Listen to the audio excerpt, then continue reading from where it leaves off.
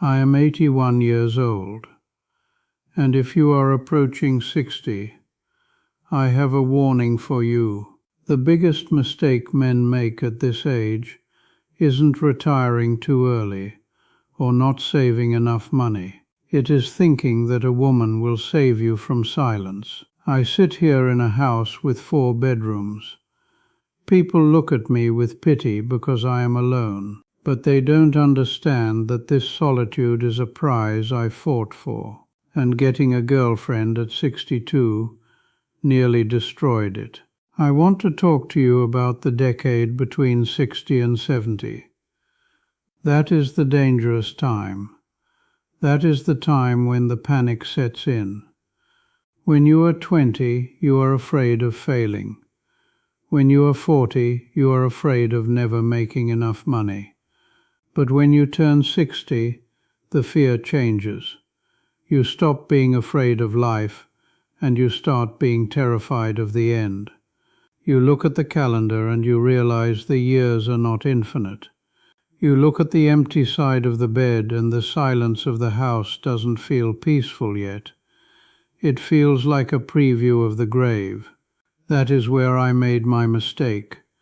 And it is a mistake I see so many men make. I was 62. My wife had passed away 5 years prior, and the grief had finally softened enough that I could breathe again. But with the grief gone, the loneliness moved in. It was a physical thing. It sat on my chest in the evenings. I retired from my job at the engineering firm, and suddenly the structure of my day vanished. No one needed me. No one called to ask my opinion. I would go a whole day without speaking a single word out loud. So I did what everyone told me to do. I put myself out there. I told myself I was too young to be done. I had my health. I had a pension. I had a good car. I convinced myself that I needed a partner to witness the golden years. I thought that without a woman, the travel and the leisure and the sunsets wouldn't count. I met Elena at a friend's barbecue. She was 58. She was vibrant. She laughed at my jokes. She had a way of listening that made me feel like I was the most interesting man in the room, something I hadn't felt in 20 years. We drank wine. We talked about Italy. We talked about how we didn't want to slow down. I looked at her, and I didn't see a person. I saw a solution. I saw a cure for the silence. I saw someone who would make me feel like a man again, rather than just an aging body. I asked her out. We started dating. And for 6 months I felt like I had cheated time. I felt 30 again. I bought new shirts. I shaved every day. I made reservations at restaurants. I couldn't really hear the conversation in, but I went anyway because that's what you do. I didn't know then that I was walking into a trap, not a trap set by her. She was a good woman, but a trap set by nature. I was trying to play a young man's game with an old man's reserves. The problem with falling in love after 60 is that you are not just merging 2 people. You are merging 2 entire histories, 2 lifetimes of habits, traumas, stubbornness, and obligations. When you are 20, you are a blank slate. You can build a life together because neither of you has built one yet. You figure out how you like your coffee, how you fold the towels, how you spend your Sundays. You build the culture of your house together. But at 62 I was concrete. I was set, and so was she. We moved in together after a year. That was the beginning of the end, though I didn't admit it to myself for a long time. I remember the first month she lived here. My house, which had been a vessel of my own routine, suddenly became a negotiation. I liked to read in the mornings in absolute silence. Elena liked the television on the news, loud first thing in the morning. It seems like a small thing, but when you are older, your patience is thinner. The noise grated on my nerves like sandpaper. Then came the families. This is the part nobody tells you about. When you get a girlfriend after 60, you don't just get her, you get her children. You get her grandchildren. You get her drama. Elena had a daughter who was going through a divorce, and a son who was always in between opportunities. Suddenly my retirement, the money I had saved for 30 years to ensure my own security, became a topic of discussion. Not directly, but implicitly. I remember one dinner. Her son was there. He was 40 years old, but he looked at me like I was an ATM that was being difficult. He was talking about a business loan. Elena looked at me with those hopeful eyes. She wanted me to be the hero. She wanted me to step in. I sat there chewing my roast beef, feeling a tightness in my chest.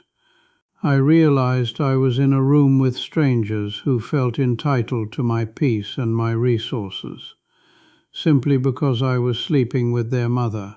I had raised my own children. I had paid for their colleges. I had done my duty. I was supposed to be resting. Instead, I was being dragged back into the chaos of raising a family, but this time without the authority of a father. I was just the boyfriend. I was the companion, and I began to resent her. I resented that I couldn't walk around in my underwear. I resented that I had to explain where I was going when I went to the hardware store. I resented that my money was being mentally calculated by people I didn't love. But I stayed, because I was afraid of the silence coming back.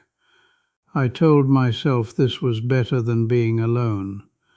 I told myself that relationships are work. That is the lie we tell ourselves. Relationships are work when you are building a future. But at 65, you aren't building a future. You are managing a decline. And that work is not noble. It is exhausting. The turning point wasn't an argument.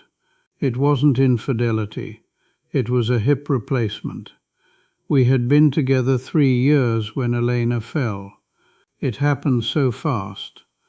One day we were planning a trip to the coast, and the next day I was sitting in a hospital waiting room with stale coffee, watching the clock. This is the reality of dating after 60 that the movies don't show you.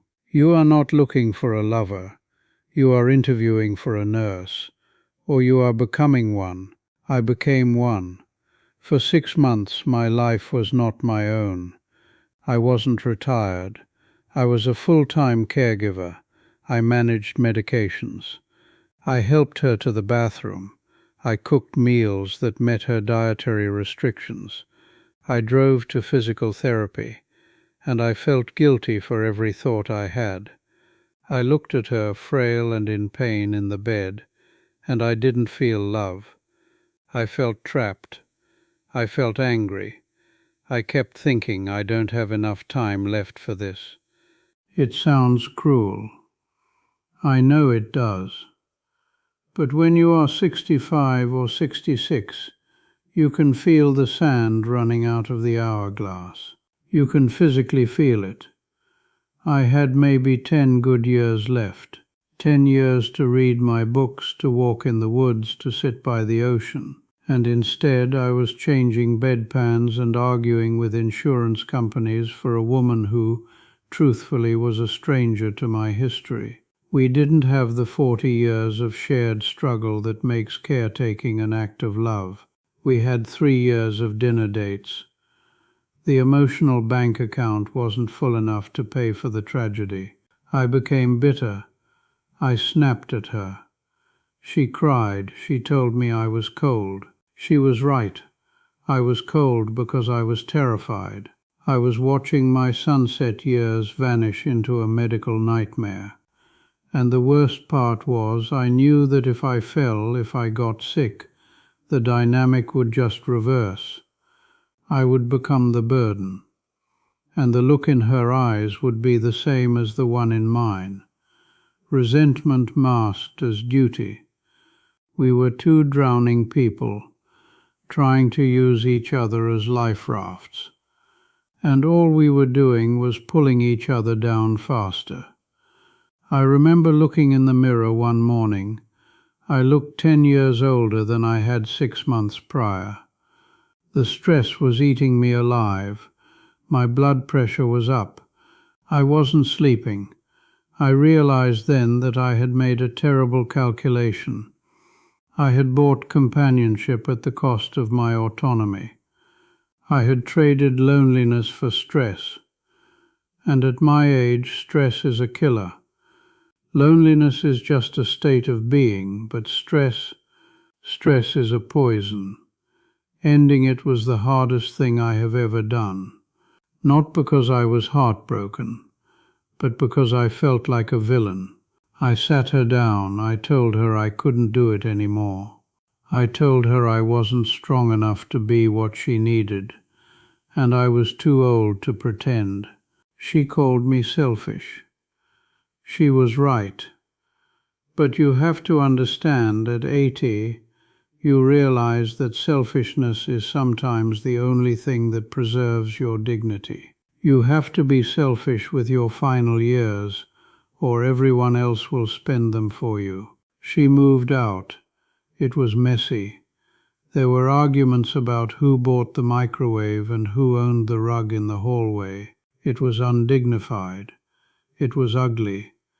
And then one Tuesday afternoon, the moving truck drove away. I closed the front door. I locked it. I walked into the kitchen. The silence was there. It was heavy, but for the first time in 4 years, it didn't feel empty. It felt clean. I made myself a cup of coffee. I sat in my chair. No one was asking me where the remote was. No one was telling me about their daughter's divorce. No one was waiting for me to fix something. I took a sip of coffee, and I felt my shoulders drop 2 inches. That was 15 years ago. I have not let anyone in since. I have friends. I have a lady friend I play chess with at the library on Thursdays. We talk for an hour. We drink tea, and then we go to our separate homes. That is enough.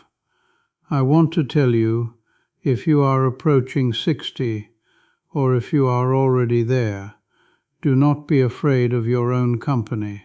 Do not let the panic of mortality drive you into the arms of someone just because you don't want to turn off the lights alone. A relationship after 60 is not a continuation of your youth. It is a new job. It requires energy, compromise and resilience that you might not have. And it carries a risk, the risk that you will spend your final precious years managing someone else's decline, or having them resent yours. There is a dignity in solitude. I wake up when I want. I eat what I want. I spend my money on my own comforts.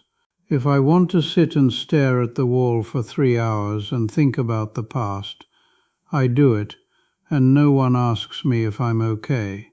I am the master of my own shrinking world. I know I will die alone in this house. People think that is a nightmare. They think of the moment of death, no hand to hold. But they forget about the thousands of moments before death. The quiet mornings, the peaceful afternoons, the lack of conflict, the freedom to simply be. I would rather die alone after 10 years of peace than die holding a hand that I resent, exhausted by a life that wasn't mine. Don't get a girlfriend after 60. Get a dog, get a hobby, get a plane ticket, but do not give away the keys to your peace. You worked too hard to earn it,